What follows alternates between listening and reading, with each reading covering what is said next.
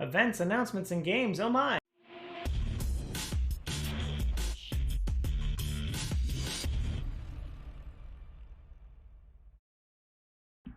What up, viewers? What up? What up? Calc Soups here, and today is Friday, February 26th, and that means it's time for a quick recap of the week in video game news. Lots of big events happen this week. Apparently, February is the time when you announce everything because this is coming off of a week with the Nintendo Direct, and we're coming. Last week was Nintendo Direct and BlizzCon, and now we've got a PlayStation State of Play and a Pokemon Presents, which I think is the first time we've seen one of these things. So let's jump right in and start talking about them.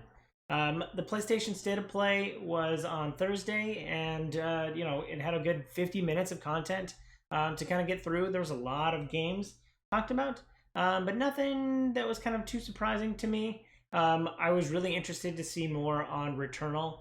I really liked the kind of art style and gameplay, although it kind of was reminiscent of kind of like an Anthem third-person shooter. It just felt a little weird. The gameplay just seemed a little basic to me. I don't know, but the kind of concept of like a roguelike that changes but with 3D graphics, like, you know, roguelike is very much in the like this indie space and usually has a specific art style. So bringing it into like this AAA kind of space, wondering how that'll play out, and that's what I'm kind of getting. I think they talked about it being like a time loop and it being a horror game, so the graphics and all that kind of stuff, the vibes are going to be a little bit different than your typical, I assume, roguelike shooter. So I'm really curious as to kind of what's going on with Returnal, and that kind of caught my eye. So I'm just kind of curious how that one's going to work out, and I'm looking forward to it. So hoping to hear more about it. We've got a little bit of gameplay, but not too much. So looking forward to hearing more. Knockout City was actually, speaking of things from Nintendo Direct, Knockout City was at the Nintendo Direct. But it didn't really like hit me until I was watching it on PlayStation. I don't know if it like looked better or they had a little bit more content in the PlayStation State of Play. But it just like caught me a little bit more. It seemed like something that I could actually get a couple of my friends into. They kind of showed a little bit more gameplay of like throwing the ball around and different moves and sets. Yeah, I just think it seemed like it was going to be a good game that I could get a couple friends into and have a good time with. So that one was interesting to me. I was definitely super excited to see more about Kenna Bridge of Spirits. I've been super excited about this since last year at the PlayStation 5 showcase back in June, I think was the first time we saw it. I immediately started following them on Twitter, and like I just eat up everything they say all the time. It seems like it's such a good passion project, and it really seems interesting and fun. So I'm really excited for Kenna, and I'm really glad that we got a confirmed release date, August 24th of this year. So just a couple more months until I can play Kenna. Oh man, I'm so excited for this game. So looking forward to kind of getting into the characters, and of course collecting as many of the little fluffy guys as I can. So I'm looking forward to that as well. Got more information, or at least we got a little bit more on Deathloop. There's not really too much that I can go into. I think I'm pretty much sold on the game. I know what it's going to be. You know, the asymmetrical. I'm still curious how the asymmetrical is going to play out, and I won't really know that until I get my hands on the game. But Deathloop, kind of, from coming from Bethesda, again, huge fanboy of them. I think I really know what the shooting's going to feel like, what the kind of art style is going to feel like. I really like the art style.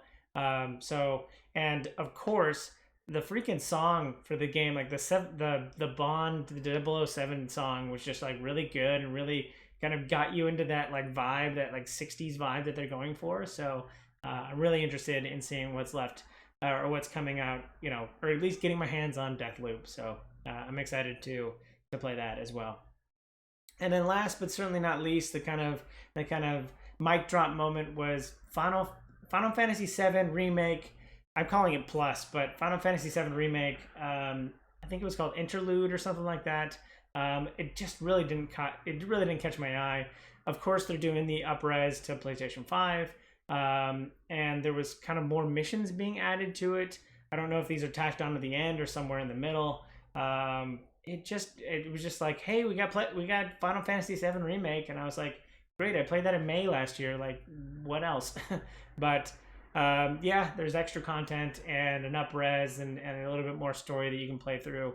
It was kind of their aria moment, their blockbuster crescendo moment, and it just kind of fell flat to me. So but there was plenty of stuff in front of it for me to get excited about. So let me know if there's anything at the PlayStation State of Play that I didn't cover. What was your favorite game from it? Please talk to me down in the comments. Pokemon also had a present this morning at 7 a.m. Pacific. Oh God, no, I'm usually awake around then. Anyway, but yeah, the Pokemon present was short and sweet. They just had like a 6-minute kind of looking back on the 25-year celebration. I really actually appreciated that. I'll have a link down in the description to the full 20-minute trailer or the full 20-minute showcase. But yeah, I really appreciated it. It definitely got me like thinking back of like all the things and where Pokemon have been in my life. And it was all very interesting and like the big show-stopping number of like when they transition into Pokemon Go was like, this giant fervor around it. So and I just kind of got swept up in that, and it was reminiscent and nostalgic for a time of 4 years ago, back in the good old days of 4 years ago. Yeah, so it was just yeah, I really liked the kind of 6-minute 25-year celebration for Pokemon. And then they went into 3 really big pieces of news.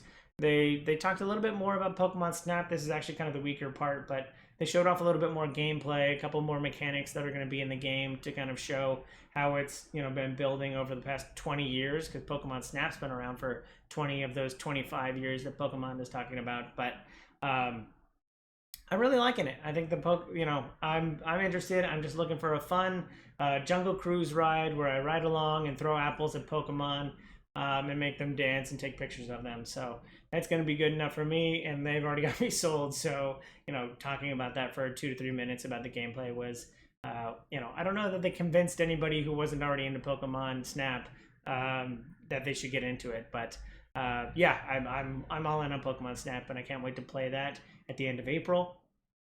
They also talked about Pokemon Diamond and Pearl remakes. So there's a special after name for each of those. I don't remember what it is, but same thing they do with like any kind of generational jump or whenever they do a remake. They'll call it like Hyper Moon and Solar Sun or something like that. And so they're just doing a remake of Diamond. And last but not least of the Pokemon Presents was Pokemon Legends Arceus. I think this is talking about the Pokemon. This is supposed to be a prehistoric Pokemon game, although everybody's still kind of dressed up like modern Pokemon players. And it's supposed to deal around. Now, someone's gonna rip me to shreds in the comment section, but if my Pokemon lore is right, I think Arceus is the god Pokemon, like the creator Pokemon, the Pokemon that created all other Pokemon kind of thing. And so they're going back in time. And they're also kind of opening it up into an open world kind of game where you'll run around and you'll actually like target and like throw the Pokeball like in real time. So it's a little, I think it's going to be pretty interesting that they're kind of going for the open world. I think this is the next transition into kind of a modern Pokemon game. I don't know that Pokemon Sword and Shield, I know that it got criticized a lot for not being as open as they kind of claimed it would be. So I think this is kind of a response to that, is really showing that it's opening up and that you'll sneak through this tall grass and like throw your Pokeball from out of nowhere. And then I think the fights will still kind of play out normally, but yeah, they're just kind of trying to show the open world nature of it. So open world Pokemon, I'm interested to see kind of what shakes out with that. Those are it for the two big showcases this week, but there was still plenty of other stuff to talk about. PlayStation also had more announcements outside of the PlayStation State of Play that caught my eye. They talked about continuous support for VR, and they kind of announced that PlayStation 5 VR will be a thing. Now they kind of they stopped after that, and they said nothing until probably next year. But they did talk about it having a cord, and that kind of really caught my eye. I think it's really kind of behind the times. I think with things like the Oculus Rift 1 and 2, or no, not Oculus Rift, Oculus Go. The modern Oculus, yeah, Oculus Go. The modern Oculus that's uncorded and all that. I think having a complete lack of cords is like the future of VR. That's how you get more people into it. I know that it has to, be plugged into the console in order to work. And I think that's why they said like single cord, I think was the exact phrase they used, just so that it's not like a ton of cords that are all plugged in and stuff like that. Also, I hope it doesn't rely on the PlayStation camera, because those are starting to become hard to get unless they release a PlayStation. Well, I guess they have a PlayStation 5 camera, but I don't know. Requiring that feels a little weird at this point. But yeah, I'm interested in PlayStation VR. I still haven't bought into it yet. I was kind of waiting for this announcement, so I think now I'm gonna hold my money and bide my time until PlayStation 5 VR comes out. So, but yeah, I still think the cord angle is gonna be kind of a no sell for a lot of people who are trying to get into it, but don't want the cords, don't want anything hanging off of them. You could pull your PlayStation 5 off of your off of your shelf, and that would be terrible because it's freaking huge and would probably make a big crash, put a dent in your floor or something. So I think cords is the wrong way to go and seems a little behind the time, but we'll see. PlayStation, they know a little bit about VR being probably one of the most popular VRs. Now that's not saying much, but I think they are still one of the most popular, if not the most sold VR platform out there. So yeah, who knows? Moving right along, Anthem development, or the development that has been kind of talked about of like Anthem 2.0 is no longer in development. EA has said they're no longer putting support or development behind kind of refurbishing or advancing Anthem. And BioWare is no longer going to be doing that. They're going to be more focused on Dragon Age and Mass Effect games, which I think is ultimately a pretty good decision. I don't know that too many people were clamoring for efforts to bring me back into Anthem.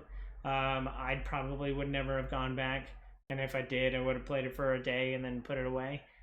So I think it's ultimately a good decision for BioWare to kind of focus on the Dragon Age and Mass Effect, which has gotten a lot of hype around the Legendary Edition and Mass Effect 4. So I think it seems like the right move in order to put more focus on kind of those franchises that are growing and continue to bring in revenue and support.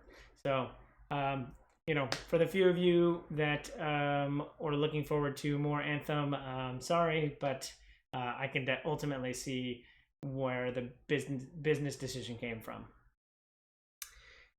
PC company Hewlett Packard, or HP, ends up buying HyperX. So I thought this was a pretty good deal. This definitely seems like a perfect integration of a PC company like HP buying a gaming peripherals company.